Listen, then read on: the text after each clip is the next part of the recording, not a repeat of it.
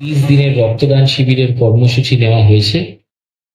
আজকে তার পঞ্চম দিন এবং এই পঞ্চম দিনে 17 নম্বর ওয়ার্ড তৃণমূল কংগ্রেস আয়োজিত এই রক্তদান শিবির পৌর প্রতিনিধি আশুতোষ নন্দীর নেতৃত্বে সামগ্রিকভাবে এই ওয়ার্ডের স্থানীয় মানুষদেরকে যুক্ত করে তৃণমূল কংগ্রেসের কর্মীরা এই রক্তদান শিবির আজকে আয়োজিত করছেন।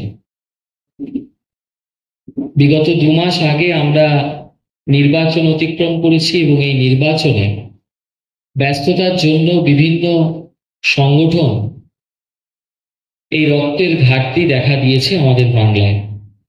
স্বাভাবিক কারণে মাননীয় মুখ্যমন্ত্রী মমতা বন্দ্যোপাধ্যায় তথা আমাদের গোটা পশ্চিমবঙ্গকে দলীয়ভাবে যিনি নেতৃত্ব দিচ্ছেন আমাদের নেতা অভিষেক বন্দ্যোপাধ্যায় সবসময় আমাদেরকে এই শিক্ষাই দেন যে সারা বছর মানুষকে পরিষেবা দেওয়া, মানুষের সঙ্গে যুক্তভাবে থাকা, এটাই আমাদের দলীয় দায়িত্ব হওয়া উচিত।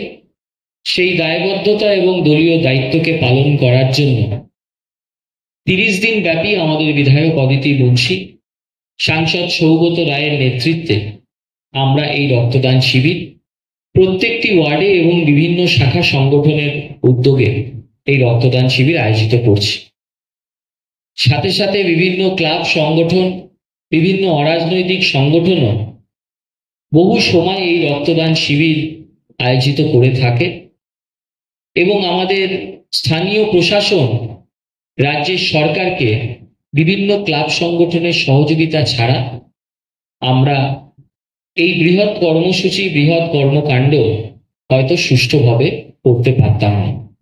17 নম্বর ওয়ার্ড জুড়ে বিভিন্ন স্তরের উন্নয়নমূলক কাজ চলছে আশুতোষ নন্দীর নেতৃত্বে। কখনো রাস্তা, কখনো সুইমিং পুল, কখনো বা বৃহৎ স্টেডিয়াম, যেই ভাবনা এই এলাকার মানুষ বহু বছর ধরে রেখেছিল, সেই কাজও ইতিমধ্যেই শুরু হয়েছে। 2025 সালের জানুয়ারি কিংবা ফেব্রুয়ারির মধ্যে রাজারহাটের প্রথম সুইমিং পুল আশুতোষ নন্দীর নেতৃত্বে আমরা উদ্বোধন করতে চলেছি।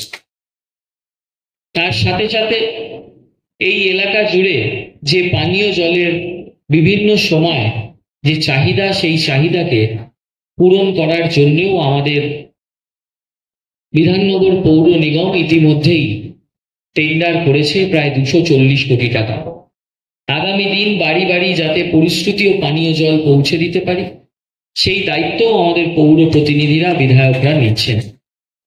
আগামী দিন এই এলাকার সার্বিক উন্নয়নকে মাথায় রেখে আপনাদের সকলের কাছ থেকে আমরা সহযোগিতা প্রার্থনা করি এবং বিশ্বাস রাখি যেভাবে প্রতিনিয়ত আপনারা আমাদের প্রতি আস্থা, ভরসা এবং সহযোগিতার হাত বাড়িয়ে দিয়েছেন, সেই সহযোগিতাকে সাথে নিয়ে পাথেয় করে আগামী দিন শুধু এই ওয়ার্ড নয়, গোটা রাজারহাটের সার্বিক উন্নয়নের কাজ আমরা করব। আমরা মঞ্চে পেয়েছি শুভঙ্কর থেকে শুরু করে আশিসদা থেকে শুরু করে আপনাদের পৌর প্রতিনিধি আশুতোষ নন্দী, গোপাল কাকু থেকে শুরু করে অয়ন থেকে শুরু করে মান্তুদা থেকে শুরু করে প্রত্যেককে আমার শুভেচ্ছা, অভিনন্দন জানাই আজকের এই বড় কর্মকাণ্ডকে সকলকে যুক্ত করে এই রক্তদান শিবির আয়োজন করার জন্য। ঈশ্বর আপনাদের মঙ্গল করুক, ভালো থাকুক, সাংগঠনিকভাবে 17 নম্বর ওয়ার্ড আরো এগিয়ে যাক, এই আশা রেখে আজকের এই রক্তদান শিবিরে সুন্দর রক্তদান শিবির আয়োজিত হয়েছিল। যে লক্ষ্য দেওয়া হয়েছিল সেই লক্ষ্যকে ক্রস করেও আমরা আরো কিছুটা রক্তদান শিবিরের মধ্যে আমরা মানুষকে যুক্ত করতে পেরেছি এবং যারা রক্তদাতা তাদেরকে আমাদের কৃতজ্ঞতা এবং ধন্যবাদ জানাবো এই রক্তদান শিবিরে সকলকে অংশগ্রহণ করার জন্য। ধন্যবাদ।